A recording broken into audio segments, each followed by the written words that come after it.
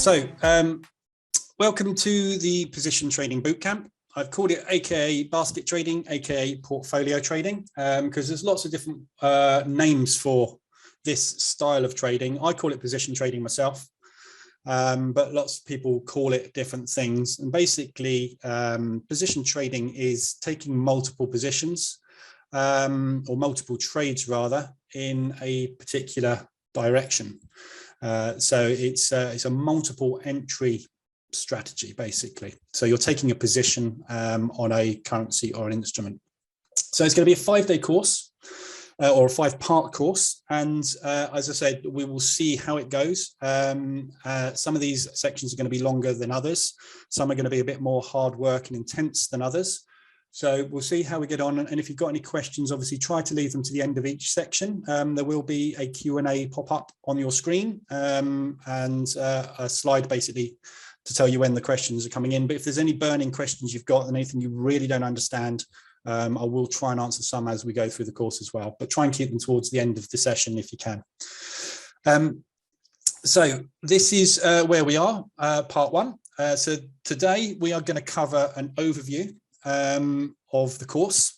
So the first sort of 14, 15 slides or so is going to be a kind of a top-down view on what I'm going to be covering in the entire course, so that you can get a good idea of what I'm going to be teaching and you can make a decision as to whether or not this is going to be right for you. So that's the main reason I've got these overview slides at the beginning, is to just give you a real good understanding of what we're going to be covering. And I don't want to waste anybody's time. Yeah, I've been through loads of courses myself, and I know sometimes you get halfway through a course and you think this is just rubbish, it's not for me. So I'd rather give you up front an overview of exactly what this is, and then you don't have to waste time on the entire 5 days if you don't like the look of it. Okay, so that's what we're going to cover today. We're also going to cover how to measure success. And I'm going to introduce you to the buyers and sellers, the main participants in the market. And we're going to look at how and why the market moves. So today is all about setting up what you should be looking for and getting an understanding of what you should be understanding about the market, so that you know basically how to trade it. So the next part after that is going to be multi-time frame analysis, something I call elastic band theory. And the difference between stop loss traders and position traders. Part 3 will cover what a system is. We'll have a good look at all the indicators that I use, why I use those indicators, and what basically those indicators are telling you about the market. In part 4, we're going to look at why you are not successful yet. I've put an exclamation mark on the end of that because hopefully this is going to make you successful. We're going to look at how to position trade and scale in and out using flexible stop loss strategies. We're going to take a look at drawdown control, currency exposure and risk. And then in part 5, we're going to look at the strategies that I use. So it's my exact entry criteria. And basically how I automate everything. And as I said, at the end of every one of these sessions, we're going to have a Q&A. And the Q&A you can use for absolutely any questions you want. But obviously, if there's questions you're going to ask which are coming up in the latter parts, obviously, I'll hold those ones back and we'll obviously cover those in the course. So we've got now 15 introduction slides coming up, including this one. And I'm going to lay out in a nutshell what you're going to learn, which is basically how I trade and why I trading this way. The whole course in total, there's 160 odd slides. So there's a lot of information, but we're also going to be covering practical examples of strategy. We're going to be looking at psychology and obviously the indicators that I use. I should say use, not us. But overview of what I do. You can see that screenshot on the right here. This is basically what I do. I bank profit on a daily basis, but I bank small amounts of profit continuously. So it's a different style of trading. And I'm using multiple trades and multiple small positions so that I can continuously put profit into a bank, which I can then use to do what I call drawdown control, which is part of the position trading strategy. So the reason I've put my P&L up on the screen here, as you can see, I don't know which month this is, it's August. So you can see in the month of August, at that point, I was up to 12.39% in profit. What I want to try and drill home in this particular slide is that you to be a profitable trader or a successful trader, you don't need to bank big trades and big amounts of money. If you can bank 0.5% a day, you will be making 10% a month, okay? Or 1% a day will give you 20% per month. So it's really easy to bank 0.5% a day or 1% a day. And that is basically the position trading kind of strategy, is to take lots and lots of small trades and bank continuous money in small amounts to build up a profit over the entire month, rather than going for those home run trades where you're risking 2% on a position and you're trying to grab that 400 or 500 pip move, which is your one trade for the month that works out. So it's a different type of strategy, but it revolves around continuously banking small amounts on a daily basis, which is what we all want to do. We want to be consistent traders, and that's what this hopefully will do for you. So what you're not going to learn in this course is going to be the basics of trading. All right. So I'm going to assume that you've got a basic understanding of some areas of trading. So I'm not going through all the basics. So you need to have an understanding of brokers and charting platforms. I use MT4, candlestick patterns, and candlesticks, obviously, because you can't understand candlestick patterns if you don't know what candlesticks are. Price action reversal patterns. So that's things like M and W patterns, head and shoulders, double tops, double bottoms, you know, just standard reversal patterns, and support and resistance. So understanding that price moves from level to level. Support and resistance, or supply and demand, they're pretty much the same thing. So I'll be talking about things like bullish engulfings, hammers, M and W patterns, etc. So hopefully you know what all of those are. If you don't, there are videos on YouTube that I've already done which cover candlestick patterns, price action patterns, and support and resistance. Okay, so if you want to take a quick screenshot of this screen now, and you've got the videos there which cover those, and you can go and have a look at those at any time. I try and get that done before you do the next part if you can, or just go to my YouTube channel, obviously, and the videos are all on there. Ralph's just asked if you'll get a copy of the slides. No, but you will be able to watch replays of this video. If you want to take a screenshot and save each one, there you go, you get the slides. Okay, so what you will learn, I'm going to show you how I trade with very little effort, how I automate as much as I possibly can, and make consistent profit every day with an easy to back test edge without the fear of frustration or getting stopped out constantly. Okay, so that is kind of position trading as a whole. There's a lot of automation in there. There's not a lot of time involved to trade this strategy, and it is an edge that you can easily backtest. But the most important piece of information on that sentence there is getting stopped out constantly. I'm going to show you how to stop getting stopped out all the time, which is the biggest problem traders have. So you're probably going to disagree with some of what I say, and that's basically because you've been programmed to do the total opposite. And that is why it works. You probably heard that 95% of traders fail, 5% succeed. The 5% that succeed do it differently to the 95%. And that's basically what I'm going to show you. So what I want you to also bear in mind when you're watching this is that I'm one of the few traders out there that shows his live P&L to people on a daily basis in a live room environment. We've got a couple of the live room guys in this Zoom now, watching. A lot of the trading courses you see out there will give you an awful lot of theory, but they won't be delivered by somebody that does this day in, day out on a regular basis. So just bear that in mind when you're going through the course. You can see I've got a P&L on the screen here. I have a live room, which you can join if you want to. And every single day in there, I'm showing you every single trade that I'm in, every single trade that I'm taking, warts and all, the winners, the losers, the lot.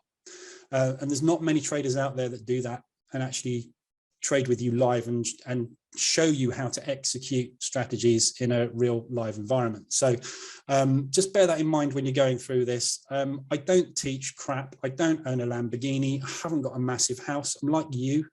I'm just a guy that's been trading for a long time. and has basically cracked it. So I'm not one of these guys that's trying to flog you a £5 course and show you pictures of my Lamborghini outside my mansion. This is what you see all over the internet. It's a load of rubbish. You can't buy a Lamborghini if you're a retail trader. If you can, if you've got a hell of a lot of capital, but I'm going to show you what it's really like as a trader. You know, and I'm not going to stand there with a Lambo behind me. I could do, you know, and a lot of people will probably believe it, but hey, that's not real world. What I am going to show you is a logical methodology, as I call it, which is a way to trade the markets that can be applied really to any system or strategy that you use at the moment, or any system or strategy that you've used in the past. It's just basically a different way to look at trading. And you can adapt a lot of strategies out there to work in a position trading environment. Some of them will, some of them won't, and some of them will be able to be applied better than others. But I'm going to show you the way that I trade and the system or the strategies that I use to get into the market as a position trader. And obviously, if you like those, great, you can use them. If not, you can possibly apply other strategies that you've used in the past that you use at the moment, and use the methodology that I'm going to show you to change the way that you approach the market and change the way that you trade. Trading is a personal thing. So if you teach the same strategy to 100 people, some people are going to go out there and they're going to execute strategies and it's going to work. Other people are going to go out there and they're going to get it completely wrong. If you give the same strategy to 100 different traders and tell them to press the button at the same time, you'll get 100 different trades. Okay, so I'm hoping that what I'm going to deliver to you is going to allow you to mold it into your way of trading. So if you find this isn't for you, that's absolutely fine. You've got to crack a load of eggs to make a cake, as I say. So you've got to try different strategies and different ways of trading. And if you can get something out of this course that you don't know, that's brilliant. My job's done. And if you pick this up and you run with it and it works for you, absolutely fantastic. But if this isn't for you, you can go on to the next strategy. You know, don't get me wrong, I've done this many, many, many times. I've been there and I've been on all the courses, and I've hopped from system to system, and it's just part of this journey that you go on as a trader. All right, so this is just one step in your journey that I'm taking you on at the minute.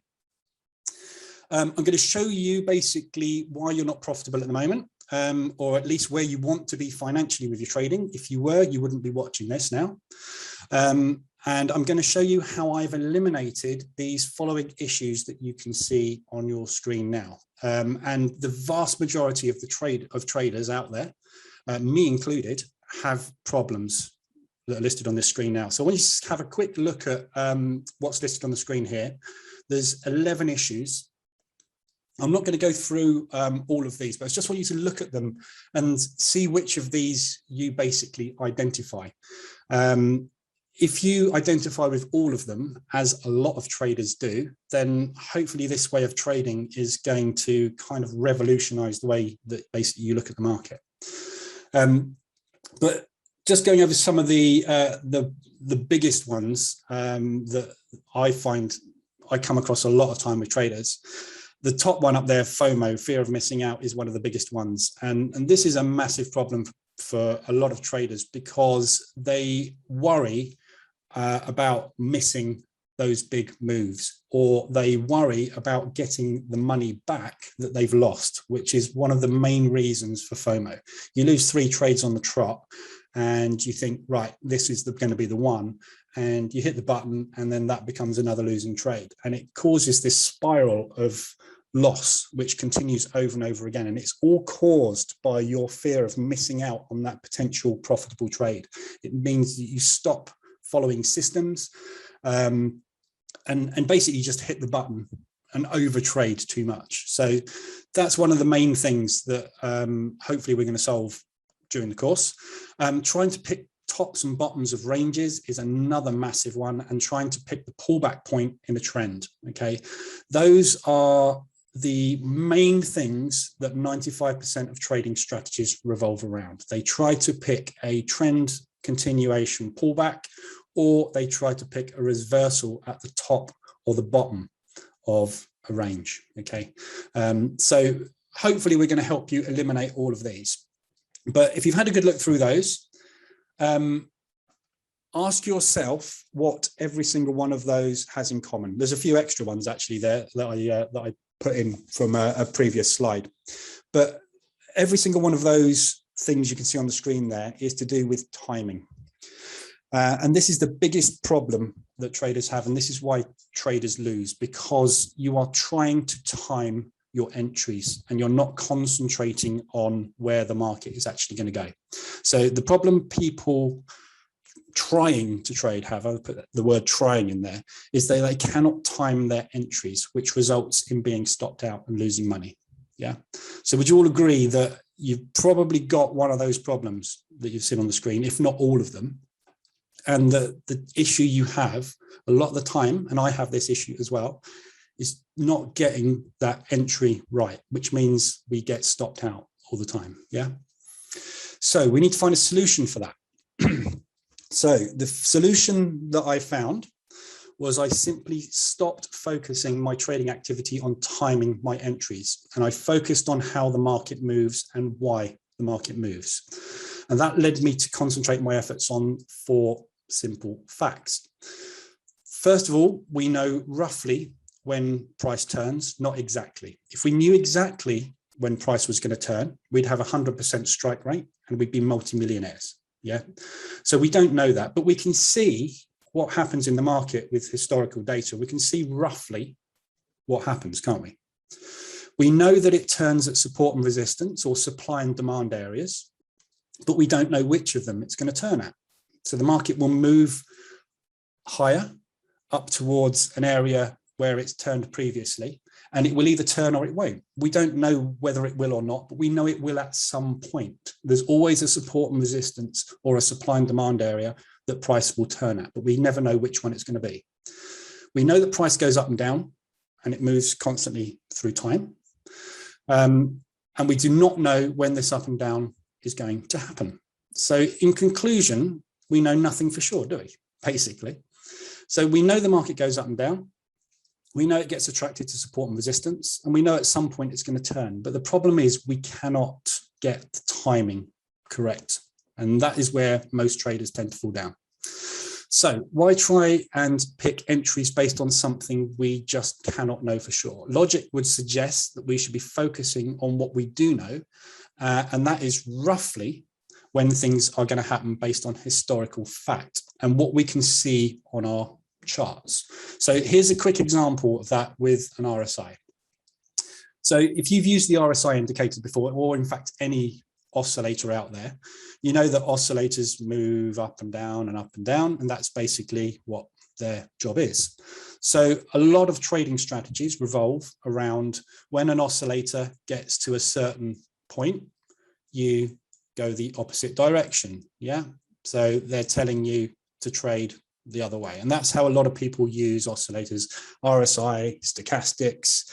There's TDIs, there's loads of stuff out there, isn't there? There's oscillators. So we know roughly when the RSI is extended above a certain level or below a level, it will reverse. However, we don't know exactly when it will happen. We just know that it does because we can see historically. Yeah. So when price got up to here, it came down.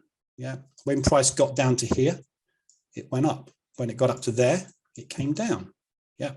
So we know that these things happen because we can see it, and you can look at your charts on any time frame and you can go back in history and you can see these things happening over and over and over again. But the problem is we don't know the exact point that price is going to start moving. And that is what we're always trying to grab, is the timing. But we know that it's somewhere in this area. Okay, so that's basically what that slide is designed to show you. So we can use this to our advantage and start to scale into positions that we know are roughly in the right area at roughly the right time. And this increases our odds of having a successful trade substantially. So we'll be profitable more than we will be right. So the question you need to ask yourself is, do you want to be a profitable trader, or do you want to be a right trader? i.e., do you want a high strike rate, or do you want profit in the bank? So my approach to trading in a nutshell. So this is, we're kind of getting towards these 15 sort of intro slides now.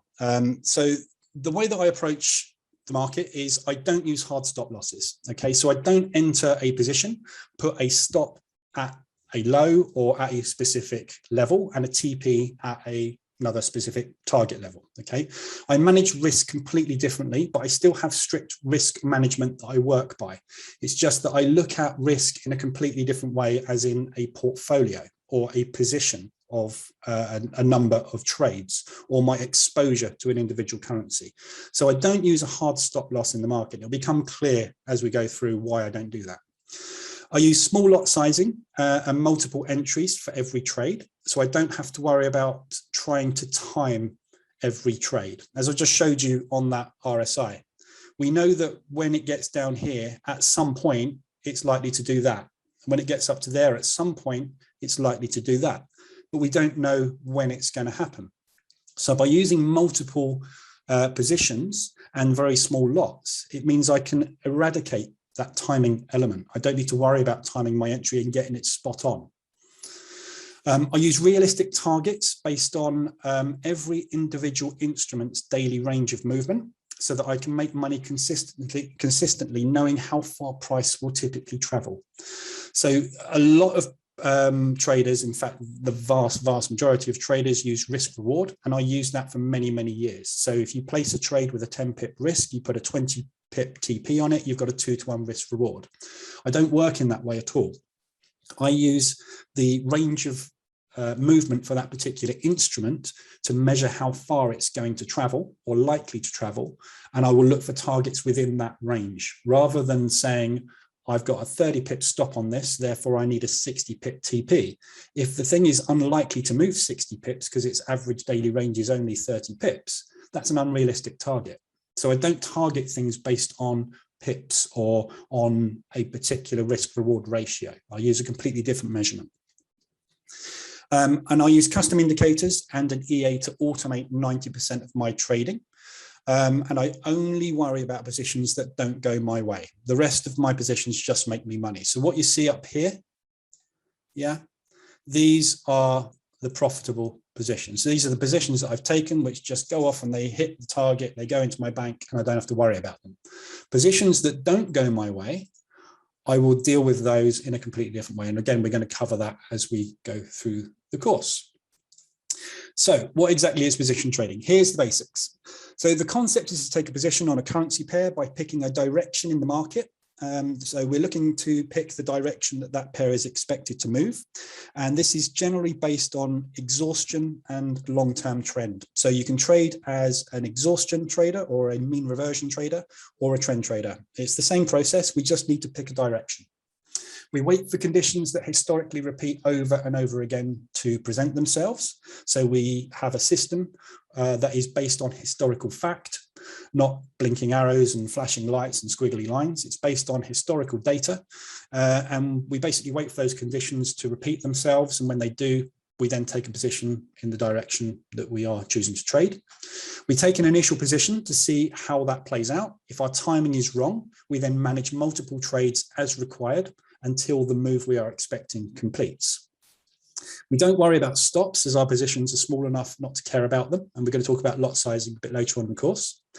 But we'll bank small profits often and build a weekly profit bank. So this is what I was talking about at the beginning. If you can bank 0.5% a day, all of a sudden you have gone from a losing trader to a 10% a month profitable trader. Okay, so we're banking lots and lots and lots of small positions, and we're building a weekly profit bank. And we manage our positions after a certain amount of time if they go against us, and deal with the drawdown on our account using the profits that we have banked. So this is what I call drawdown control, and we're going to go into that in one of the later sections of the course. So I'm just going to quickly show you an example of one of the recent trades that I have taken. Let me just bring up my MT4. So let me just open the chart and just change to a different template so you can see the trades.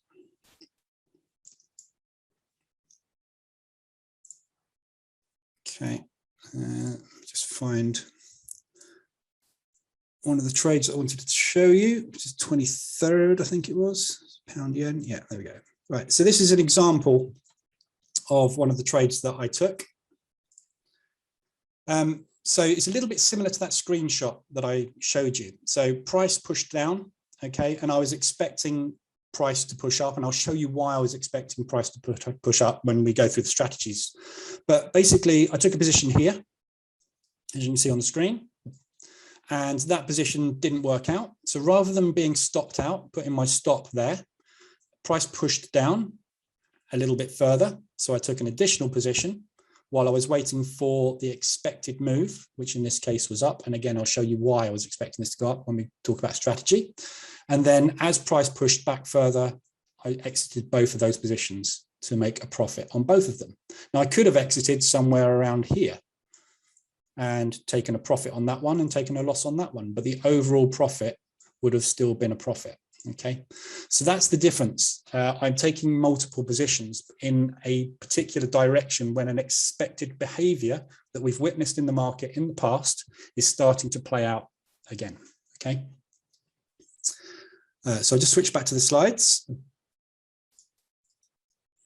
So that's basically position trading as a whole. So we're taking a position on a particular currency pair or instrument or crypto, whatever it is you want to trade. We're taking a position on it based on our expected movement, which is based on historical back-tested facts. Okay. So any of you know who these guys are? This is where the chat goes quiet. Everyone goes, never heard of them. No. Yes, good. Some people do. This is from a show called Billions, which is absolutely fantastic. If you're into trading, you need to watch this. Yeah. But basically these guys, he's a billionaire, right? And he runs a prop firm called Axe Capital. That's Bobby Axelrod. And what my point with this slide is these guys do not take a single trade on a stock, put a stop loss underneath the low, and then lose millions when that stop loss is taken out.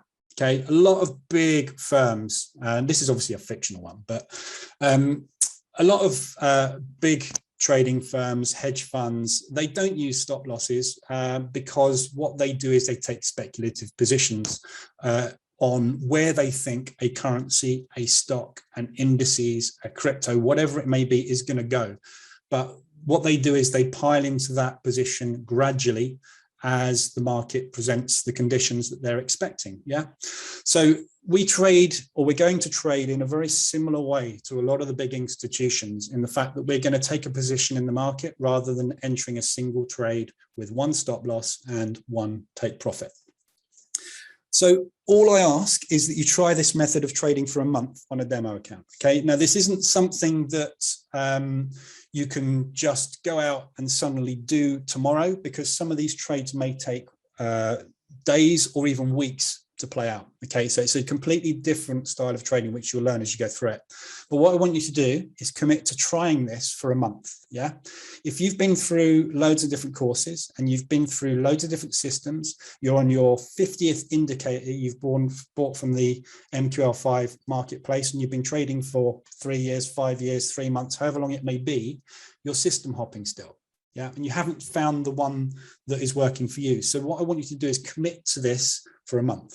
Okay, and if you've not increased your balance on this demo account that you're going to start by 5 to 10% by the end of the month, move on to the next system. It's not going to be for everybody. Yeah, you have to go through a lot of systems, try a different strategy every now and again, and just, you know, learn and absorb trading. But give it a good crack. Okay, don't system hop after the first 2 or 3 trades go against you. Give it a decent amount of time, at least a month. If in that time you haven't managed to make 5 to 10% on that account, which you should be able to do, and you only make somewhere between 1 to 5%, then at least you're a step closer to becoming a trader than you were before. Yeah, it's very difficult to fail with this strategy. Okay, but you are not going to make Lambo money. Right, and that's what I want to drill home. forget all these guys standing in front of massive houses with Lamborghinis. That's not real trading. Yeah, the big players do not make 100% profit a month. Yeah, not with proper risk anyway. Okay, so that's what we're looking to do. I want you to try and increase an account by 5 to 10% a month by doing what I'm going to show you. So a little bit more in detail what we're going to cover. We're going to cover how and why the markets move and how I take advantage of this with position trading. Going to look at all the indicators I use every day, what position trading is in detail and why it works so well for most traders, why you are currently not successful, or at least where you want to be at the moment, examples of my trades and how position trading works. We're going to look at tons and tons of trades, basically, just so you get a full understanding of exactly how this works. How to use a stop that doesn't get taken out constantly. Lot sizing for position trading so that you're not over leveraging yourself. We're going to look at drawdown control and how to use drawdown properly, how to use it differently and see it as a positive. Okay, everybody looks at drawdown as being a negative thing. Drawdown is a positive thing. It's there to be used by your account so that you can make money. It's not there to become a loss. Okay, and there's a big difference between going into drawdown and making a loss, which I'm going to explain to you. I'm going to go through all my main strategies, how I find entries, how I manage my portfolio on a day-to-day basis, how I pick the directional bias really easily that you should be trading in. And I'm going to go through my exact process I follow every day and the process for every alert I receive from my indicators. Okay, it's really, really simple, stress-free trading with very, very simple rules for entry. And there's a way to automate the entire trading process as well. But the thing that you are not going to remove from trading, okay, is you. All right. The most important indicator you have is between your ears, and it's called your brain.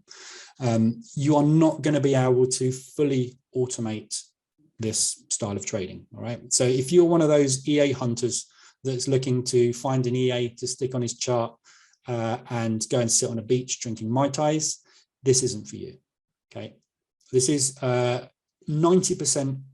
You can get 90%, I think, automation with the way that I trade, and I've built an EA to do that for me. But I still have to look at my charts every day. I still have to look at what's going on in the market. All right. So, so that's basically a complete overview of the course, right? Just a quick overview of me personally. Just for those of you that don't know me, I'm a programmer by trade. As I said, I'm just like you. I'm a normal guy. I've been trading for 13 years.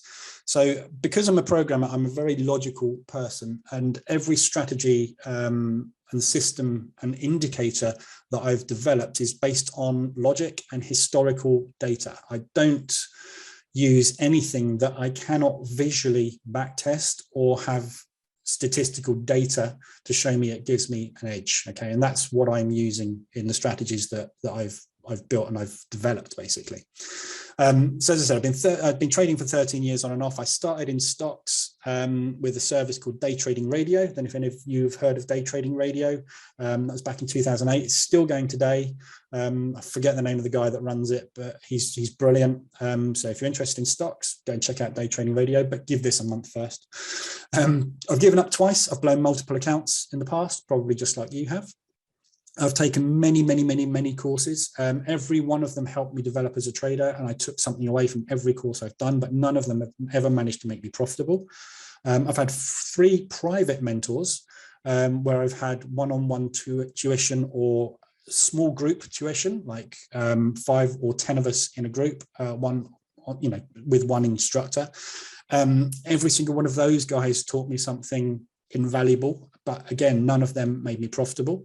And I have bought and tested hundreds of indicators, okay, as you have probably done yourself, but none of them has made me profitable either. So after the 3rd time I gave up trading because I just couldn't crack it, I decided to sit down and have a good look through everything that I have learnt, and I have a massive folder on my PC, which again, a load of you probably have as well, full of PDFs, videos, spreadsheets, all sort of stuff. So I looked through everything that I've learnt, and I read it all again, and I took all the bits that made logical sense to me that I could statistically backtest, and I combined them together. And that is basically what I have come up with, and this is what the position trading courses. So I ended up with market structure, support and resistance, the RSI, average daily range, 1, 2, 3 gaps or propulsion candles, whichever you want to call them, and dollar averaging techniques, which are typically used in stocks. And now I am profitable. And that is basically what I'm going to show you. So I have created indicators on the MQL5 marketplace, and I sell those. I built these to automate and speed up my analysis.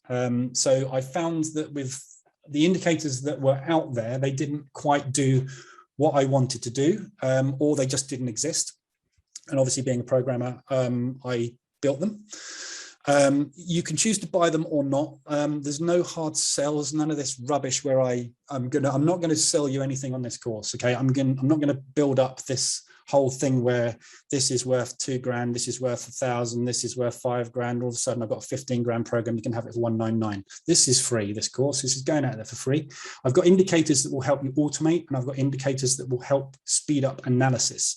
You don't need them. You can do this with any system or strategy, as I said before, and you can trade my systems or in a manual way as well. But they are there if you want them, okay? And I'm going to show you why I built them, the logic behind them, and how I use them just basically to speed up and make my life simple.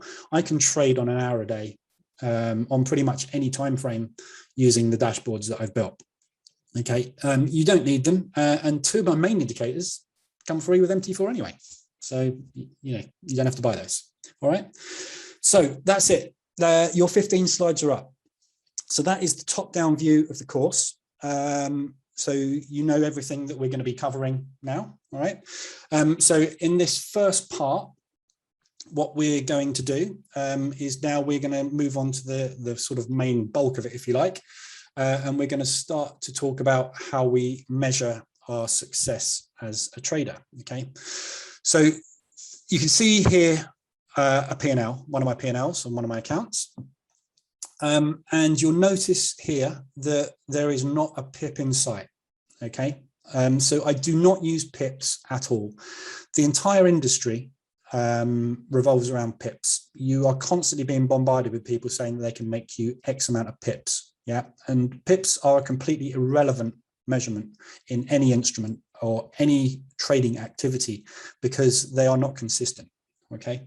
So what I want you to do is, first of all, wipe away what you've learned, okay, and forget about pips. We're going to concentrate on growth, okay? So measuring the success of any single trade or any day's results in pips is pointless, because if you think about it, what is a pip? What is a pip worth? The answer to that question is going to depend on 2 things. First of all, the base currency in the instrument, the base currency in your account, and the instrument that you are trading. At the end of the day, it's just a measure of price moving up and down. So we have a measurement on the right-hand side of our chart, okay? And that is measured in pips, basically. And that is all it is. It's a measurement of that particular instrument. So if we use that to target our profit, or, you know, to set a TP for any trade that we take, it's going to be different on every instrument. So it's not consistent. So targeting 50 pips profit on pound New Zealand, for example, is a scalp. And if you do the same 50 pip target on the euro pound, it's a swing trade, okay? Because they have completely different ranges that they move on a daily basis. So the average daily range of the pound New Zealand at the moment is around about 140. And euro pound is around about 30. Okay, so if you're targeting 50 pips on the euro pound, it's going to take over a day to get there. If you're doing it on the pound New Zealand, it's going to take a few hours. Yeah, so you can't use pips for targeting. So that's one reason why they're totally useless. And I put on here as well, on the S&P 500, the ADR is around 400. That 50 pip move is going to be over in minutes, isn't it? So it's a totally useless measurement. So next time some trading guru promises you 500 pips a week, run, because you don't know what they're going to be trading. I can make 500 pips a day, no problem at all. I'll just take a trade on the US dollar ZAR, which has got an ADR of 2000. So I only need it to move a quarter of its normal daily range, which it's going to do probably in an hour. And I've hit 500 pips. There you go. So if I'm offering you 500 pips a day, it's one scalp a day. Yeah. But do you see what I mean? You get the point. If anybody offers to make you a load of pips a week, ask them what their percentage return per month is on their account. And I bet they won't be able to give you an answer.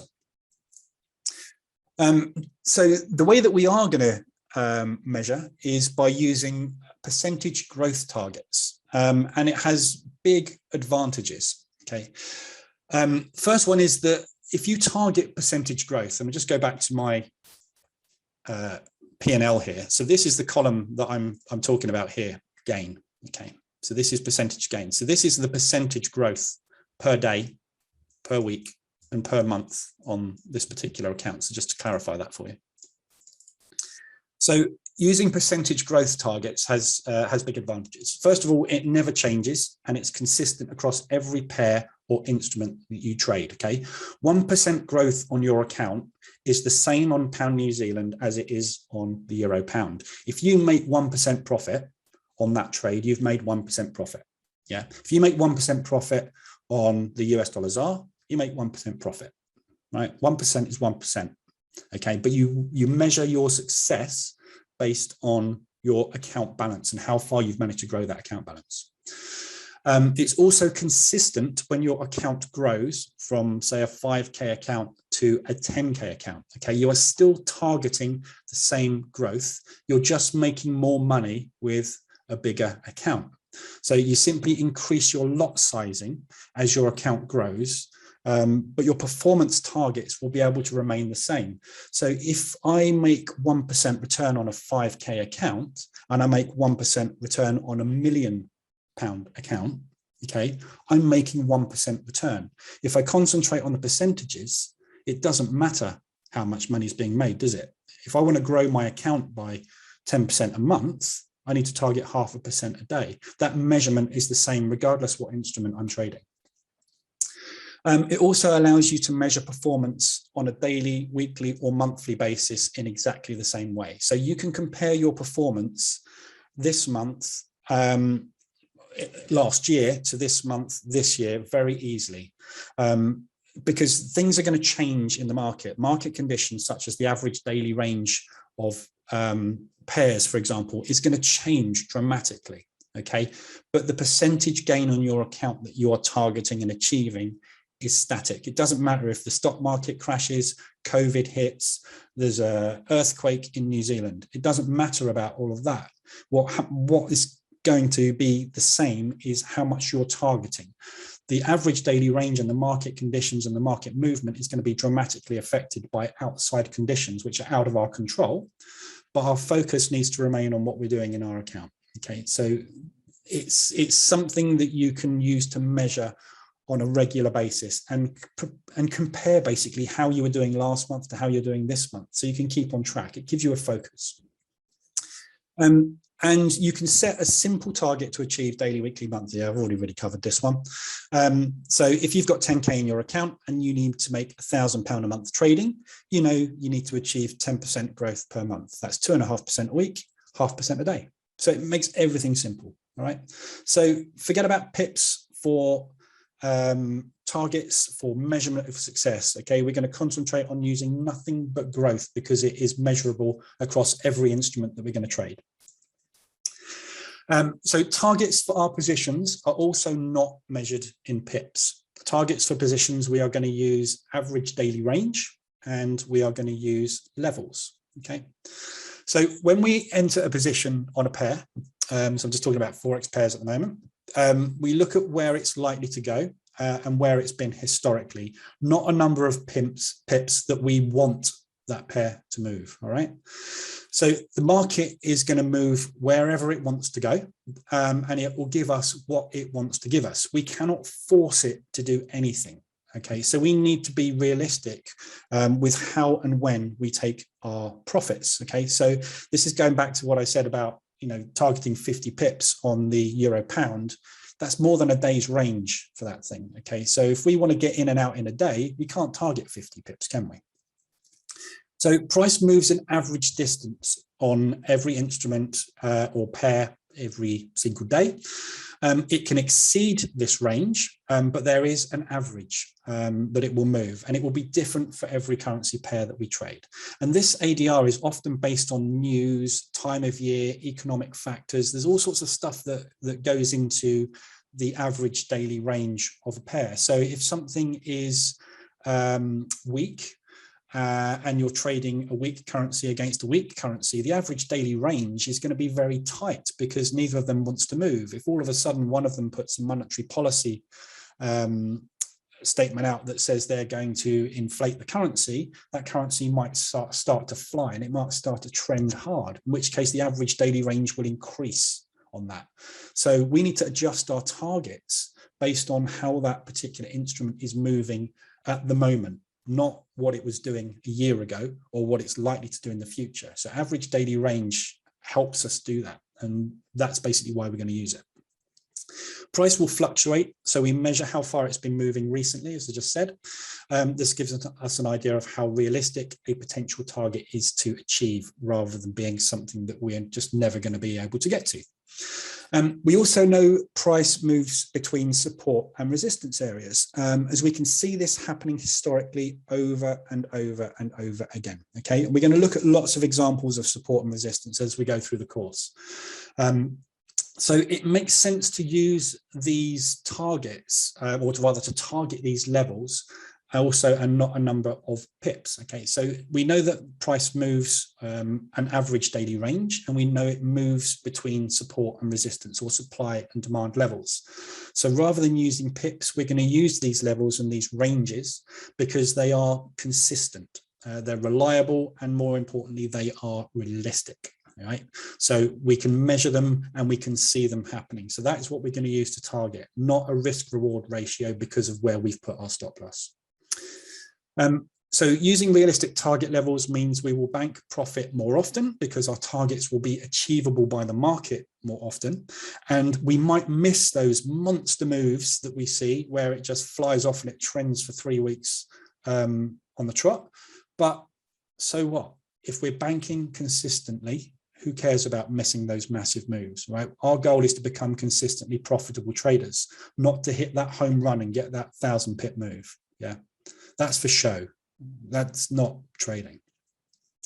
So ask yourself, do you want to be consistent, or do you want to brag about catching that monster move? Yeah. How many times have you seen people throwing their P&L or an amazing trade they just got up in Telegram or in Discord or on Facebook, on Twitter? They're going, yeah, look at this massive move I got. They don't show you the 9 out of 10 that they lost, do they?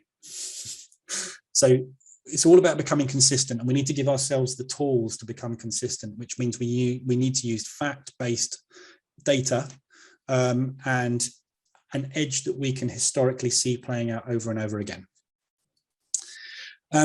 So I've already kind of touched on ADR, but ADR is brilliant to use as a target. And the reason being is whenever we see a big move happening in the market, it has a retracement. Okay, so if you think about the market moving up like that, when it's in a trend, it pulls back and it continues, and it pulls back and it continues. Yeah. So in a trend, we get these pullbacks or retracements, and these are usually 1 or 2 ADR, and we can measure this and we can see this happening historically in the past. When price is in a range, you will find it will move within a certain average daily range multiplier. Okay, so we can measure these moves using ADR. So if we only put our targets within this 1 or 2 ADR move that instruments or Forex pairs go through, we're going to bank profit very, very regularly. And we're also not going to have to sit through potential days and weeks of consolidation or drawdown waiting for the big payday to come. Yeah. So if you're, let's say you're a range breakout trader, everybody's tried range breakouts, right? And what we're waiting for is that. Yeah. So we're getting in here and we're trying to capture this move with our stop down here and a 5-to-1 risk reward. That in the real world would be beautiful if it happened every time. What happens most of the time is it does this.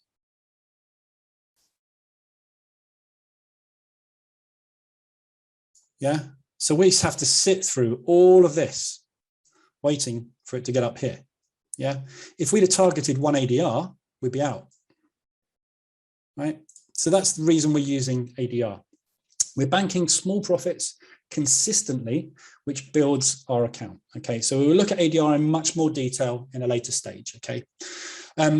So to summarize what we've covered there, forget pips. All right, we're not going to concentrate on pips at all. From now on, I want you to concentrate on realistic targets that price is likely to actually get to. And I want you to concentrate on growing your account by a percentage, either each day, each week, or each month, and not a number of pips. All right, so get pips completely out of your brain. So next thing we're going to look at is the market participants. This is a key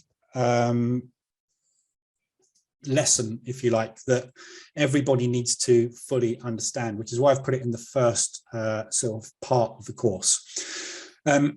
So to be able to trade, you need to understand how the market works. Yeah, it's like anything in life. If you want to be a brain surgeon, you need to know how the brain works. Yeah. If you want to be a newsreader, you need to understand how to project your voice on TV and look amazing, right? There's things you've got to do when you do any job that you need to fully understand. And how the market works is one key thing that virtually everybody skims over and doesn't bother with. And it's, for me, the most important thing that you can understand, because unless you know how the market actually moves and how the market works, you haven't really got chance of being a profitable trader, because you've got to understand where price is going to go next. If you can't extrapolate information you can see on your screen and forecast where price is going to go, you don't have any chance of getting a profitable trade on. So you've got to understand how the market works. And at the end of the day, it's made up of buyers and sellers. That's why they call it a market. Yeah, a fruit market has got buyers and sellers. eBay is a market with buyers and sellers. The Forex market is a market with buyers and sellers. Crypto, indices, futures, everything is made of buyers and sellers.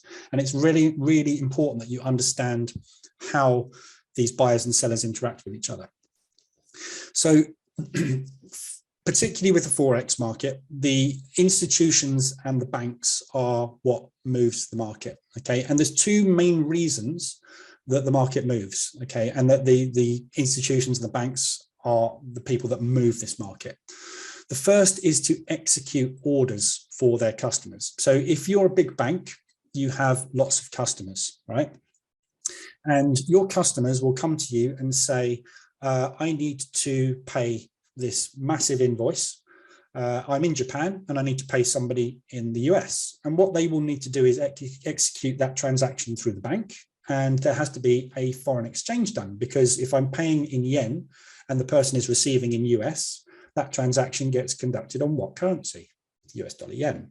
Okay, so a big part of what makes our Forex market move is the fact that the banks are executing huge orders on behalf of huge corporate clients, and these orders have to be broken down into very, very, very small parts to be executed in the market. Because if, for example, as a bank, I need to make a buy transaction on US dollar against the yen, and it happens to be $1 billion transaction, for example, I can't just dump that $1 billion into the market in one go, because to be able to buy US dollar yen, what do I need?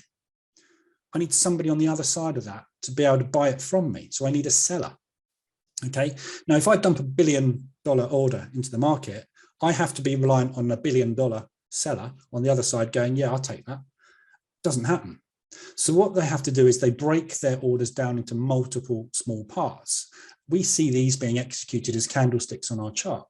Very, very small transactions which take price in one direction and pull it back and then take it again and then pull it back, etc. So that's the first thing that's going on in the market. The banks and the institutions are executing large orders on behalf of their customers.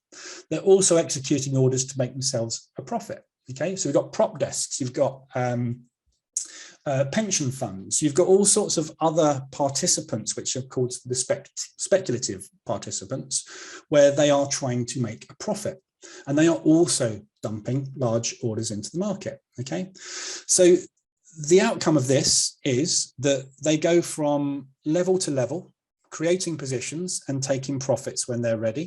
Okay, and basically that is what gives us our market movements. We have buyers and sellers and buyers and sellers, and then people buy and then people sell and people buy and people sell. And that's basically how the market moves. That's how we get market structure, the movements up and down in the market. So it's called the market for a reason. It behaves exactly the same way as any other market you would visit to make a purchase. For every buyer, there has to be a seller.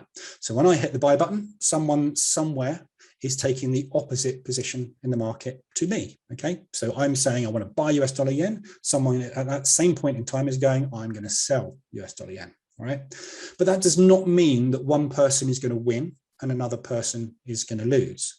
It means at that point in time, we needed or wanted to enter a position in a specific direction, nothing more. Okay, so if I was to say I'm going to buy US dollar yen and someone else is going to say they're going to sell US dollar yen, doesn't mean that I'm going to win and he's going to lose, because we don't know what's going to happen in the future.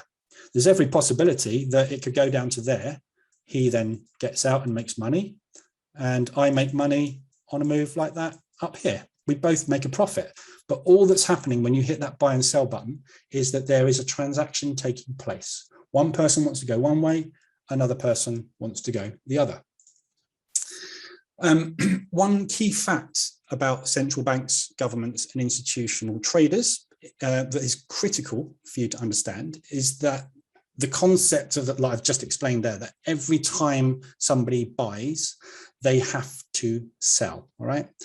So when an institution executes this $1 billion order, for example, I'm just picking hypothetical numbers here, but let's say, for example, as an institution, I've got to execute a $1 billion order, which I will do over a period of, let's say, 2 days. Okay. And I've been buying and buying and buying and buying because I need to execute my transaction in that way.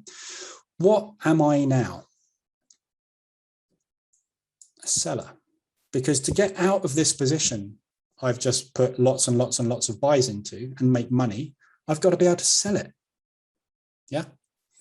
So every time an institution, a bank, a hedge fund, anybody with a decent amount of money to move the market hits that buy button, they must become a seller to take profit or exit that position. Yeah, same as you, right? If you hit the buy button when we get this breakout here, yeah, you've hit buy. What are you now? Seller. Why? Because to exit this position, you've got to sell. You've bought it, now you've got to sell it. If it comes down to here and you sell it down here, you're still a seller. You're going to make a loss, but you're still a seller. Every time you hit the sell button to get out of that position, you've got to hit the buy button. Yeah. So we've got to trade in both directions whenever we enter a position into the market. So what does this mean to us as retail traders? Every large move in one direction has either a pullback or a reversal that follows. Okay. We don't know which it will be, but we know there will be one, as there must be a profit-taking move after a large buying or selling spree. If price pushes up sharply in one direction with little sign of a pullback, we know there will be one coming soon, as all those buyers are now sellers in the making. Okay, so this is a very important concept for you to get your heads around, because this is going to form the basis of how we speculate where the market is going to be going in the future. Yeah, think about indicators for a minute. Every indicator that you see on a chart, virtually every indicator, is giving you historical information and is lagging price. Yeah, there are no indicators out there that will predict the future, because no one knows the future. But there are indicators out there that will tell you historically what happened in the past may well repeat itself. Okay, and those indicators you will find are based on buying and selling theory. The fact that if the market goes like that, everybody that's made that happen needs to make that happen next. We just don't know whether it's going to do that or whether it's going to do that. But we don't care. As long as we can take our chunk out of that bit, our job is done. So let's have a quick look at a chart to explain it a little bit easier, right? So this is EuroCAD on the hourly. Okay, you can see here that we've got buyers down here. So we've had a little bit of a range down here for a few days. And then we've got buyers which come into the market and they buy for 2 days, 3 days, and then they sell. Okay, so they've been buying. Everybody was buying there now needs to sell because they need to make their profit. Sometimes we will find that we get really, really strong buying moves, okay, where in one day, price will push incredibly hard, and then it might do that for another day. But everybody that's done the buying here, if they want to make money, what have they got to do? Sell. So what happens next? The market comes back down the other way. Then we have a bit of a consolidation. More buyers come into the market, and as they've bought, it consolidates, and then they sell, and so on and so forth. And this repeats itself on every time frame that you see, on virtually every instrument that you see, to varying degrees. So all we're doing is we're taking advantage as position traders of the fact that we know that buyers at some point will become sellers, and sellers at some point will become buyers. So to move the market where they want to go, they need to find people to take the opposite position to them. Okay, so this is the banks and the institutions, and in fact, any trader, they have to find someone to take the other side of their trade. If they want to go short, they have to find lots and lots of buyers. Due to the buying power that these large institutional traders and central banks have, they can move the market to the location these buyers will be in, okay, because they need liquidity. They need orders in the forms of stops and pending orders to move the market. Yeah, so because I'm a bank and I can execute lots and lots and lots of orders, what it means is I have the ability to move price to wherever I want it to go within a certain degree. Obviously, I can't move it forever because that would probably bankrupt the bank. But I have the power to move that market, because what will happen is if I keep hitting the buy button and someone keeps hitting the sell button, this will happen. Yeah. If I hit the buy button faster, that will happen because there's going to be more buying than there is selling. If I put a massive order in the market, that will happen because there's not enough sellers to take the other side of my order. So price will shoot up and find out where the sellers are so that I can execute the next part of my order. Okay, and that's basically what you're seeing is the banks, institutions, the large players moving the market to the location where orders are sitting. And the majority of those orders in the market are either stops on existing trades taken by other people, or they're pending orders on future trades. Okay, and these are all placed in the same area because that's what we're all taught to do. Yeah, you're taught to go long and put a TP at the top. And where do you put your stop? Underneath the low. Who else does that? Everybody. Where is there a large pool of orders? Underneath the low. Where do you think the bank could go and find those orders? Underneath the low. Yeah, they know where the orders are because they can see them on the charts. But they don't even see them on the charts. They know where price is traded, and they can take the market to those levels to just hoover up those orders. So let's have a look at stop and pending orders in more detail. So stops on existing orders. This is what we all do as retail traders. Okay, this is the 95%. Yeah, we see the market start to turn and we get into a position. We put a stop at the high or the low, and they know where this is where there is liquidity. So they will move the market there and then carry on with whatever their move will be. Okay, now this is often played out on your charts as an M or a W pattern. Okay, so we see this playing out all the time. I'll show you an example in a second. When they find this liquidity, they will start to move the market wherever they basically want to go to execute more customer orders or to make a profit. Okay, if they can't, because there's no liquidity there, i.e. I'm looking to buy and buy and buy and there's not enough sellers, they will go back and get more orders from the other direction and then try to take the market up again. And this is why we see the market continuously doing this. Yeah, I'm trying to execute my orders. Nobody wants to sell, so I'll go down and find some more buyers, and then we'll all try and get up higher again, and then we'll try and get some more buyers, and then we'll all go higher again. When we've got enough buyers in the market, we'll be able to move, and then we're off. Yeah, so it's just what we call a range or an accumulation phase in the market, where the market is just moving up and down from these stops and pending orders, trying to grab enough liquidity to take the market where they want to go. So you as retail traders get stopped out by this over and over again. Who's tried range trading? How many times do you get stopped out as a range trader? It's unbelievable. Doesn't matter how good that range looks, does it? Yeah. When you place your order to go short, it does that. It comes and takes you out. There's your M pattern. Yeah. If you take an entry there to go long, your TP is up there, your stop's down there, it comes back down, it takes out your stop, and then it moves up there. Yeah. And this is basically what the market is doing over and over again. It just frustrates the hell out of 95% of traders. Yeah. So we're going to look at some examples of how this works in a minute.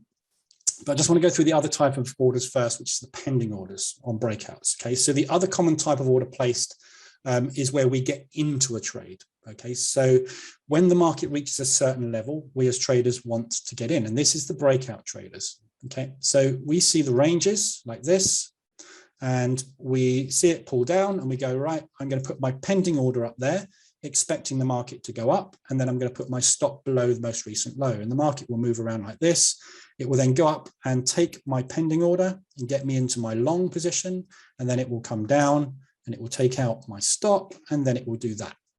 And I'll be sitting there going, oh, I'm going to get in with double the position there because I've got fear of missing out. And you do that, and then it pulls back down, takes out that stop, and then it goes off, and then it goes up to your target. Okay, so pending orders. There's only two types of orders placed. It's a pending order or a stop order. And both of them are there so that the market can move to the levels to hoover these orders up and then take the market wherever they want. They're powering up their move, yeah? And they're using your orders in the market to do this. So this is why we see false breakouts happen. And price reverses the other way from our entry, then takes out our stop, back to step one. They know where the stops are in these ranges, okay? So let's have a quick look at a chart. And we'll look at how the market moves up and down over and over and over again. All right. So again, I've got EuroCAD here. I've zoomed out quite a bit so we can just see lots of examples. Okay. So let's say, for example, we are a mean reversion trader. All right. And we've seen this massive move down in the market here. Okay. And then we see price start to bounce. And let's say, for example, there was a support and resistance level there that we'd seen. So we enter a long position here. Okay, so we get in here, we put our stop down here, our target goes somewhere up there, price moves up, doesn't hit our TP, comes down, takes out our stop, we lose a trade. Okay, so then we go, right, okay, we'll wait for the next move. So then it starts to move up again. So we get into another position along here, we put our stop down below the low, we put our TP up here, it pushes up, doesn't quite get to us, comes down, takes out our stop. Okay, so we get fed up with it and go, right, I'm going to go in with twice the lot size this time. Now it's definitely moving up. Look at that beautiful market structure. I'm going to go long there. I need a bit of a bigger TP stop loss on this one because it's a slightly larger move. Moves up, doesn't hit my TP, comes down, takes me out. So what do? I get short. Right, this thing's definitely not going long. I'm going to go short. So we get a breakout of these lows. I enter in short. I put my stop somewhere up here, my TP somewhere down there, don't know where it would be, but it have to be a good 3 to 4 to 1 risk reward ratio, wouldn't it? Price moves down, consolidates for a bit, comes up, takes out my TP. All right, okay, so this isn't going short, it's definitely going long. So I enter with a long trade there. I put my stop somewhere down here and price pulls back, goes my direction. Okay, now look at the size of my entry here. So there's my stop. Let's say my TP was up here somewhere, but I'm going to get out here because I've just made back the money I've lost on those 3 trades. Thank God. So I've been trading this thing now for probably a month and I'm break even. Haven't lost any money. Fantastic. Are you a successful trader? No. This is what happens to us over and over again. And it doesn't matter if you're a breakout trader, and it doesn't matter if you're a trend trader. It doesn't matter what type of trader you are. When you put a stop into the market or you put a pending entry order into the market, they are there to be executed, and they will be executed because the market moves up and down in such a way to take out those positions constantly. Yeah. So hopefully that explains what I mean by the stops, the pendings, and how the market moves. You can see that when the market makes a low, it pushes up and it comes and takes that low out. It makes a new low, pushes up, it comes and takes that low out again. Makes a new low, pushes up, come and takes out that low again, until it's got enough power from these orders it's been sucking up to make its move. The market got out there. Yeah, because of all these guys buying, the institutions, the banks, and making this move happen, what do they have to become? Sellers. So it comes back down again. And the cycle continues. Yeah. So that's how the market moves, right? It's powered by orders, by the market participants needing to execute orders long and short, and they need to find people to take the other side of those positions. And because they are so big, they can move the market wherever they need to by executing large orders to find that liquidity, find those orders in the market that allow them to power up their moves to move the market where they need to either execute their customer's order or take a profit on a speculative position. Okay. So what do we learn from this? Well, most of us, nothing, because we keep doing it over and over and over again. Okay, we carry on placing our stops and our pending orders in the market, knowing that for most of us, 50 to 60% of them will be orders that will lose us money. But yet we keep doing it because everybody says that a trader with a 50% strike rate can make a really good living in Forex. What they don't tell you is that a trader with 50% strike rate gets beaten up psychologically every single day and physically can't hold the trades long enough to make that profit. But that's another class. What we do learn from looking at this chart is that we have no idea if they will turn at any specific point or they will just blow through it. Yeah. So we don't know whether this will be the breakout, this will be the breakout, or this will be the breakout. In this case, it wasn't. In this case, it wasn't. In this case, it was. Yeah. So they just blew through that level previously, but the last 2 times they turned. These 2 times here, yeah, we thought, brilliant, we'll get in long because the last 2 times they've done it, they blew straight through it and took everybody out. Yeah.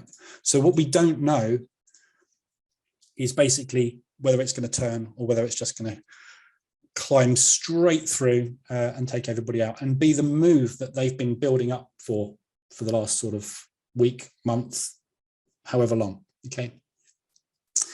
So sometimes those pending orders worked, other times they didn't. Sometimes the stops got taken out, other times they didn't. But what you have to accept is that we know one thing and one thing only. Price will go up and down through time, and we can never know when the moves will happen. Timing is not something that we can forecast accurately. So we now know this. We have no control over the market. Okay, we can't accurately time our entries, and the market will move up and down. Yeah, so it sounds really, really obvious and logical, doesn't it? But those are really the 3 things we know about the market. Yeah, all we need is a way to take advantage of these 3 facts. Okay, so what we're going to do now quickly is have a look at how fundamentals drive the market.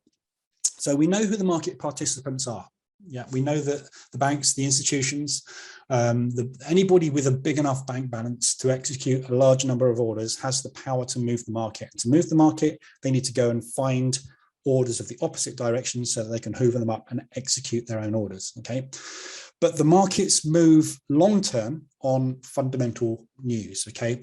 And this fundamental news and the market as a whole is driven by central banks and government's monetary policy.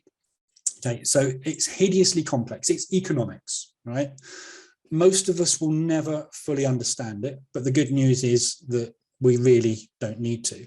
You need to have an understanding of fundamentals, and you need to understand they exist and understand that there are drivers that will move the market, which are driven by fundamentals. And fundamentals are things like interest rates, GDP, housing figures, monetary policy, bank rates, all that sort of stuff, okay, which is all hideously complex. But the banks and the institutions are, at the end of the day, what moves the market, because they are executing the orders, and we can do nothing but ride their waves like a surfer. But every move that the banks or the institutions make is done in line with what their expected long-term goal is for that particular currency. All right. So when the bank wants to make a big move in one direction, okay, it will typically be in line with where they think it's going to be going over the next quarter, the next year, and that will be based on the monetary policy for the central banks and the governments that run that country, right? So their job is to execute their customer orders, move price with big positions, take profit, and then reset for the next day. So we've established that already. We can predict how they will move because we can see it happening over and over again in the market, but nobody can predict when it will happen. Okay, and this is why most traders fail. They concentrate on timing of the entry and not the trade idea and the expected move. Okay, so you're trying to get in at a specific point and capture the high, the low, the pullback and the trend. But when we try and time our entry, we lose focus on where we think that is going to go long term. Yeah, price doesn't move today to our TP. It may get there over the next week or over the next few days, but we concentrate on trying to get our timing right. And we might even try to time an entry 3, 4, 5 times and get it wrong before it actually goes where we expect. 9 times out of 10, we won't be on it because we've been stopped out 4 times and we've given up on that trade. Then it goes. Yeah. How many times does that happen to you? So if you concentrate on the direction, where they are likely going and why they're going there, the reasons for them going to that location, the timing is much less important. Okay, so we're looking at the bigger picture on where we think they're going to go and why they're going to go there. Okay, and we're going to enter our trades in that direction. Okay, so the market moves often on news, and this is our timing. All right, so the majority of the time, the market will move up and down in a range. Okay, so the market will sit there and it will do this sort of thing. Yeah, so we see it doing that. Right, this could be a week, a month, a day, doesn't matter, but you get the idea. There's a range, and that range is not equal. Okay, there'll be a higher point, another higher point, and then it will come down, and it will be a lower point, another lower point, then it'll come back to the middle, then it'll go up to the top again and come back. And this range could be jaggedy. They're never even. Okay, nothing's ever nice and straightforward in the market. Okay, but they sit in these ranges and it will consolidate or it will slowly trend while it's waiting for a catalyst to make a big move. So the markets will be sitting there, the banks will be sitting there ready to execute large moves. And we try and trade this chop, as I call it, okay? And we're getting stopped out over and over again. So all these market movements before there's a major move in the market, we're trying to trade all that, right? And what happens is we just get chopped to pieces and stopped out all the time. So what tends to happen is the markets will use news events to make these big dumps of orders. Why? Because everybody is trying to speculate on the direction around news, aren't they? How many people have you seen out there that you know in the trading communities that tried news trading or are still trying news trading? Okay. How was your non-farm payroll? I see that all the time in Telegram. Oh yeah, it was great. I made X number of pips. It's like you waited all that time to make X number of pips on non-farm payroll, which only happens once a month. It's just nuts. Okay, but the banks are sitting there knowing that when non-farm payroll comes around, you guys are all going to be sitting there going, I'm going to enter 3% of my account short when that does a little spike in that direction. When it gets to the bottom of that spike, I'm going to buy it with 3% of my account. Okay, they know that there's a load of liquidity going to dump into the market as soon as that news events hit. Okay, so we all know about, I mean, you've probably seen this one before. This is Forex Factory. This is the calendar that I use most of the time. There's lots of news calendars out there. There's investing.com. A lot of the brokers have got their own news feeds. There's Financial Juice. There's all sorts of stuff. But basically, there are fundamental news releases throughout the month. And the red and the orange ones on Forex Factory, I think on investing.com, they're 3-star or 1-star or whatever. But basically, these news events are fundamental news events that the market will move to dump large orders. And the reason they dump large orders is because the rest of the retail traders and the smaller, like commercial traders, are trying to jump in at the same time. So they know there's a lot of orders going to be executed, a lot of liquidity coming into the market. So what you find is quite often what will happen is where we have these ranges, where they're either nice tight ranges or they're these jaggedy ranges which go like this. Yeah, what will happen is when a news event comes out, you will get that start of that trend. Yeah. So this was waiting for the news. The news caused that. Okay. The news didn't cause that. The banks dumping orders caused that in line with the direction they're expecting that currency to go over the next 3 months. They just used the news event to make it happen because everybody was trying to trade the news. Yeah. So this is why news events are so important, why you need to understand them. So you could be sitting in a trade and you've been in it for 2 days and it hasn't gone anywhere. And all of a sudden, boom, it'll either hit your TP or it hit your stop literally within an hour. Okay. 9 times out of 10, that is caused by news. Okay. And people are like, oh yeah, the news really helped me. No, you were lucky that the news went in your direction. That's what it was. Okay. Sometimes the news will go absolutely mad. You'll have a non-farm payroll where it will shoot 5 ADR in one direction. Other times you'll have a non-farm payroll and it will spike up half an ADR and then come back and be a little bit liquid and jiggle all over the place for half an hour, and then it won't go anywhere at all. Why do you think that is? Because that previous non-farm payroll, they had a load of market orders to execute and they wanted to enter a load of speculative positions in one direction. The next non-farm payroll, their order books were pretty flat. They didn't have a lot to do. So it didn't move. Okay, it's nothing to do with the news most of the time. If there is a news event that comes out as really unexpected, however, so for example, you get your non-farm payroll, and the figures are expected to be X and they come out as Y, and that Y is 5 times out from what it should be, then you may well get the market participants actually changing their view on a particular currency. Okay, interest rates are a prime example of that, where you'll get an interest rate, as you can see here, the official cash rate for the New Zealand dollar, okay, was 0.25. was expected to be 0.5. It actually came out at 0.25. That would have caused a massive move in the market because it was not as expected. When it comes out as expected, you tend to see the market move in a strong direction of where they expect that currency to go long term. Okay, so if, for example, the market is positioned long on New Zealand because the New Zealand economy is doing well, they're on top of COVID, they've got good exports at the moment, the government's doing well, the unemployment rates are low, everything's looking up for New Zealand. If those rates come out as expected, i.e. the bank have said, we're going to be 0.25, we're going to go to 0.5, and it comes out at 0.5, the market will go, brilliant. As expected, New Zealand's doing well, and they'll dump money in and New Zealand will shoot in the direction it was meant to go in, which is long because everybody's happy with New Zealand at the moment and it's all doing well economically.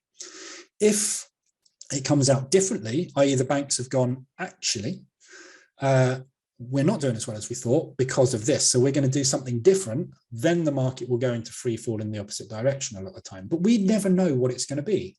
And we can't control that. Remember, we don't know where the market's going to go. We don't know when it's going to go.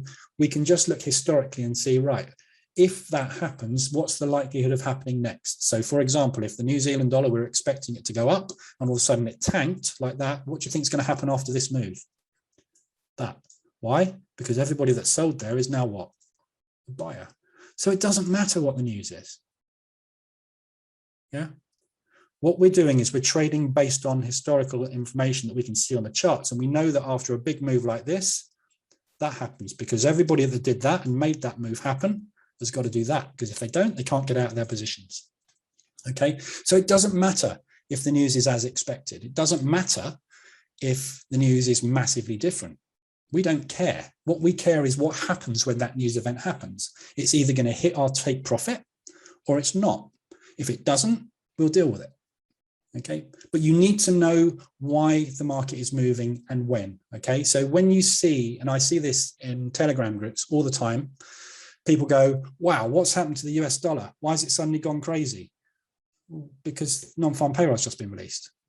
Oh, if you don't know what that is, you shouldn't be trading, okay, because it drives the market. Not necessarily non-farm payroll, but news events drive the market. They drive orders being dumped into the market, okay? So we don't know what it will do. We just know that the big market players are going to use it to move the market. So we have to be aware of it. So this becomes our timing, our when, okay? So our job as position traders is to take a position in the market, okay? And we are going to wait for a catalyst to move the market in our direction. When it does, we will exit that position. We will enter that position based on where we think the market's going to go because of fundamentals, trend, and how extended the market is on either a buy or a sell move. Okay, and these are strategies that we're going to look at in more detail. So let's have a look at what we have learned so far. Okay, we know that price moves a certain distance on average every day. We know it likes to trade between support and resistance areas. We know who drives the market and we know why it moves. And we know it moves up and down through time and that we have no control over that. We know strong buying or selling runs will often have the opposite move at some point very soon. And we know that stops and pending orders get triggered as the market moves up and down. Okay, so how do we take advantage of everything that we know so far? Would everybody agree that we know that? Yeah. Okay, so we simply ride the market waves, up, down, up, down, up, down. You get the point. Okay, so we load up positions at roughly the areas historically price tends to reverse at, and we're just loading up positions waiting for the move, which is quite often caused by the news. I call it putting my pies in the oven. Yeah, so I'm going to enter positions, right, in a direction based on a theory I have or historical data that tells me something should be happening, and I'm going to wait. I'm going to wait for them to go in that direction because I know they have to at some point, because I know historically they always have done. Okay, and we can see these waves happening all the time, and there are indicators we can use to show us when the waves are likely to start and when the waves are likely to stop. It's really, really simple. We buy low and we sell high. Yeah, have you heard that before anywhere? Every film you'll ever see about trading stocks or anything like that, buy low, sell high. Yeah, it's really that simple. We just can't time the entry. We know that the move is coming. Okay, so we know we need to buy low and sell high. We just need to know roughly when that low is forming or that high is forming. Okay, we don't need to be pinpoint accurate with when we get into our position. So why is it people who are learning to trade find this simple concept so hard to execute? Well, it's usually because you're stopping out constantly by trying to time the entry. Okay, you're not concentrating on the actual move you are expecting to happen. You're concentrating on timing your entry into the market.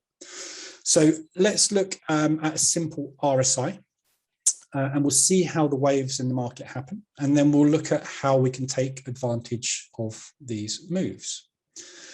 So you get in somewhere down here and you get out somewhere up there. We've looked at this chart already. Okay, so we know that the RSI, when it gets up to here, when it gets high, tends to come back down the other way at some point.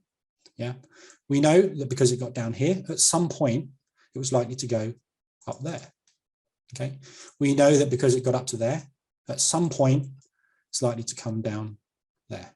Yeah, but we can't time, we just know. And the RSI, the relative strength index, is showing us when there has been a fast, hard move in the market. And what do you think a fast, hard move in the market is? Banks executing large positions. So we know that when the RSI, for example, gets extended, that the banks or somebody has executed a large position. And because they have bought, they will at some point soon need to sell.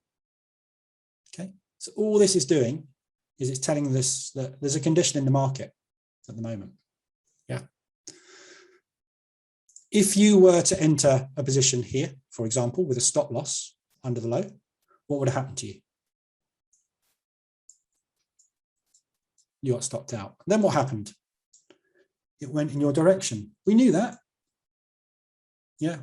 We knew that roughly somewhere around here that was going to happen, but we timed it wrong. So we lost our money. Yeah. Let's look at another example. Okay, the price pushes down. Yeah, the RSI gets low.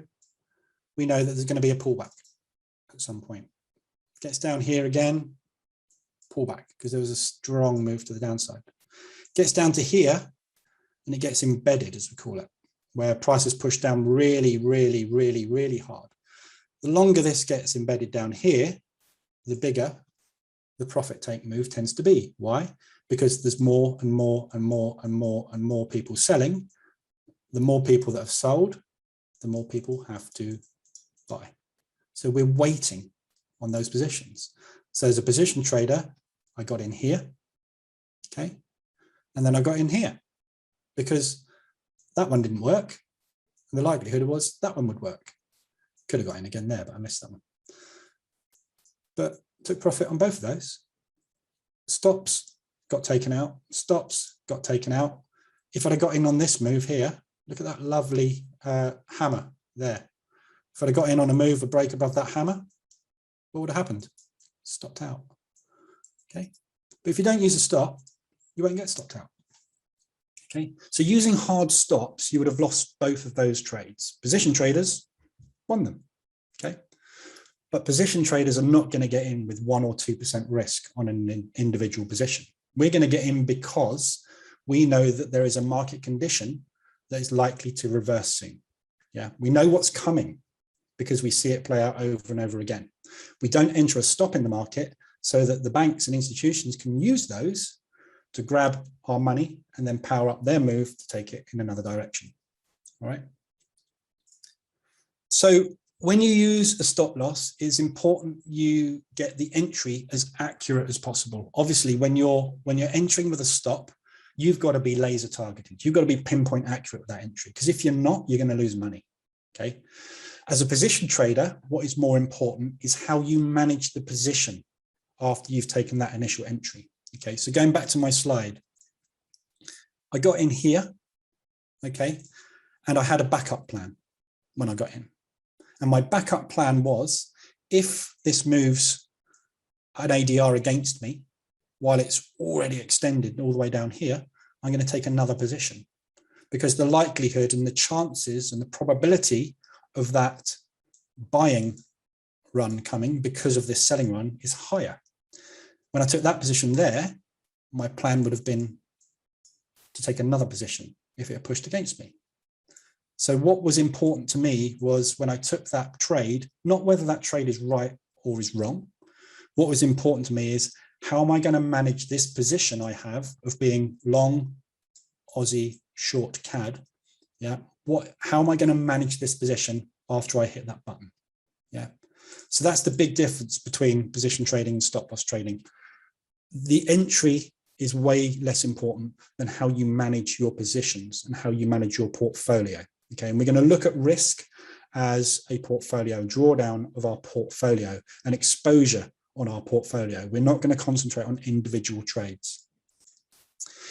So let's look at loads of examples of how the market moves in waves. Okay, we'll see how the banks move price hard and then do one of two things. They either put in a profit take move, which is a pullback, or they reverse the move completely, which is obviously a reversal. Okay, now this is the last part of this part of the course. Okay, so we're going to go over some examples now, just looking at market movement. That's all we're trying to concentrate on today, is seeing how the market moves up and down so that we can take advantage of that and enter into positions. So let me open a new chart. Okay, don't worry too much about the indicators at the moment. We're going to have a session on indicators in another part of the course.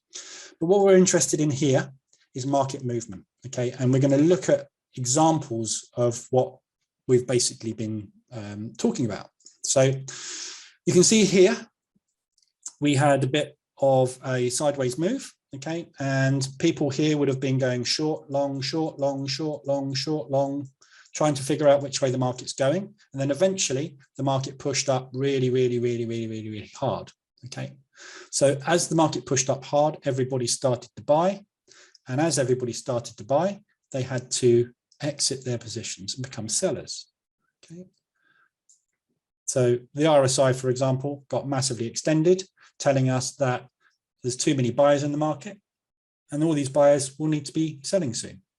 And then we go into a very, very, very long consolidatory period where we're sitting in a range for weeks and weeks and weeks on end. Okay, but every time the RSI gets down here, it's telling us that there's been a lot of selling pressure. Therefore, we're probably expecting some buying pressure.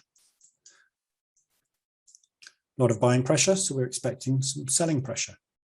A lot of selling pressure, expecting some buying pressure,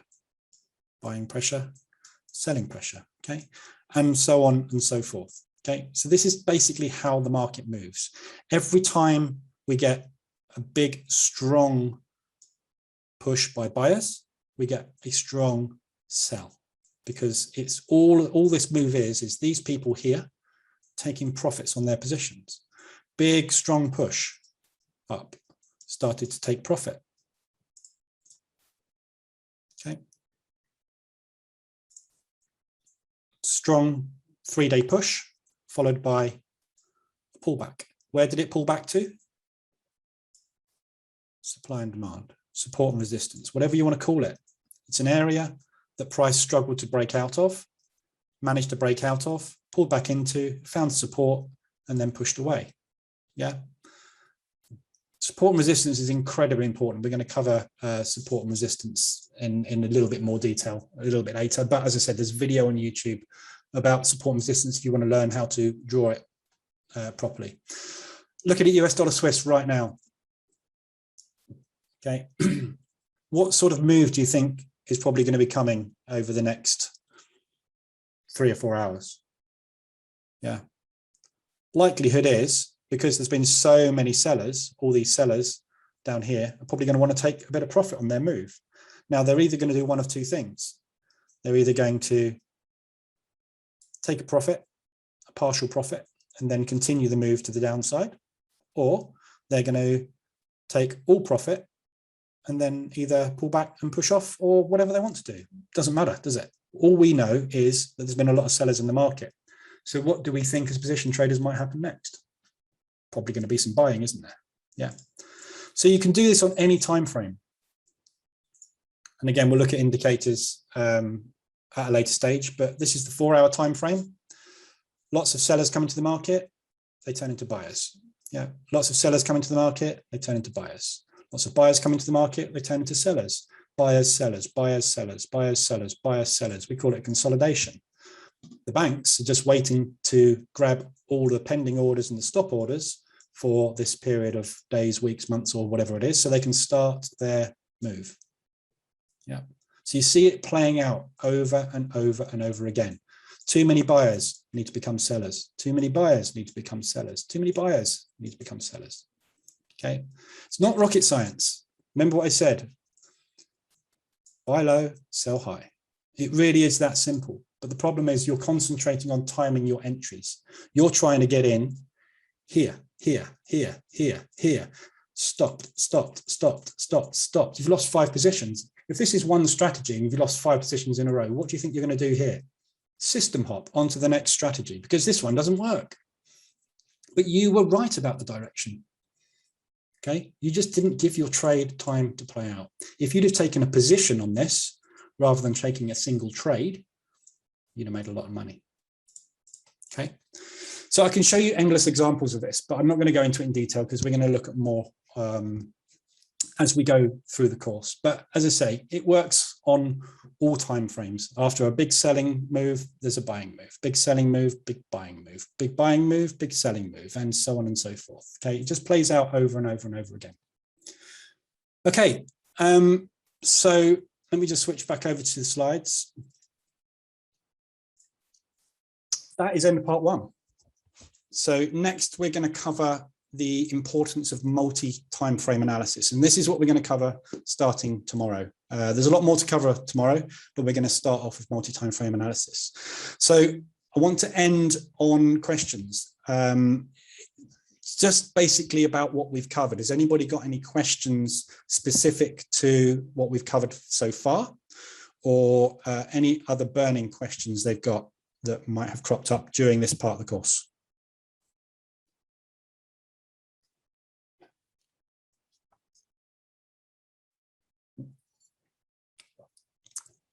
Which time frame for the RSI is the best? There isn't a time frame for the RSI that's the best. The RSI measures the relative strength of the move on that time frame. So it works on all time frames. But like any indicator, the relative strength index is better on higher time frames because it takes more strength to make that move happen. So the moves tend to be bigger, basically. But there is no best. Your entries, as a trader, your time frames that you trade will not be based on what is best and what is worst. Your time frames as a trader will be based on when you can trade. Okay, so if you work 9 to 5, you cannot trade the M5 time frame because you're at work. You can trade the H4 time frame because you've only got to check in on that 4 times a day because you're sleeping for the rest of it. Yeah. If you sit in front of a computer all day long and you're self-employed at home and you can have another monitor up with charts and alert dashboards on all the time, trade any time frame you like. But that is what's going to designate what time frames you trade rather than any particular time frame that's better. Any other questions on what we covered? And we will go into the RSI in detail. That's coming up in the indicator section. We're going to have a good detailed look at the RSI. But the RSI is just one indicator. It's the one that I use. You could use any indicator to measure market condition. There's lots. So we'll go into what market condition indicators are. I'm jumping ahead of myself. So we will be covering that in detail. I think that's in part 3.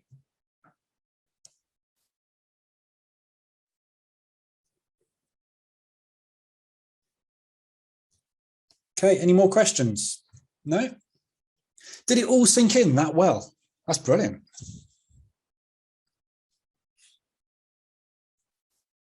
I'm shocked. Either that or you're all asleep. Cool, okay. Today was very much a foundation of market movement. As I say, you have to understand how the market moves to be able to trade the market. The most important thing to take away from today, if you're going to take anything away, is that buyers have to become sellers. Okay, that is the key thing that you need to understand. But it will all become clear. So today is very much a foundation, and we're going to build on that as we go. But as I say, tomorrow we will be covering multi-time frame analysis to start off with. And then we're going to go into lots of other bits and pieces, but it will all start to come together, and you will understand basically from what indicators I use, why I'm using them. So Andreas asked, which time? Do you mean which time? What time tomorrow? Same time tomorrow, 1 o'clock. Is that what you mean? Thank you. Today I've learned more than 1 year's trading. Brilliant. Well, that's good because I've done 13 years of it and I'm only giving you the best bits. That's the whole point of this. Yeah, so it's 1 o'clock tomorrow. Okay, same time, 1 o'clock UK. Yeah, so basically what I've done, as I say, I've spent a long time trading. I've traded a lot of courses. I've done a lot of indicator testing, and I've dumped everything. So if watching this course, I can cut 5 years off of your learning curve because you won't have to go and try all that stuff, and this just works, brilliant. Job done. I've been through this. This is why I'm doing this course and why I'm putting it out there, because it's hard. It's a very, very, very hard job, and it takes a long time to get it right. And anything you can do to cut down the time it takes to crack it.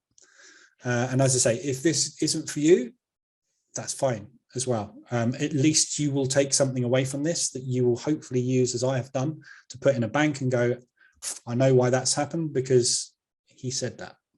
And it's just a learning curve. So the more you can learn, the better you'll be. It's like I said, that brain surgeon. Brain surgeons don't just go out after they've left their course and go, right, I'm going to cut this bloke's head open and operate on his brain. Okay, it takes years and years of training and practice to become good at something. Trading is no different. You just need to know which shortcuts you can take and which shortcuts you can't. And I'm just going to show you the shortcuts I don't think can be left out. So the invaluable bits that you really have to understand to make this work for you.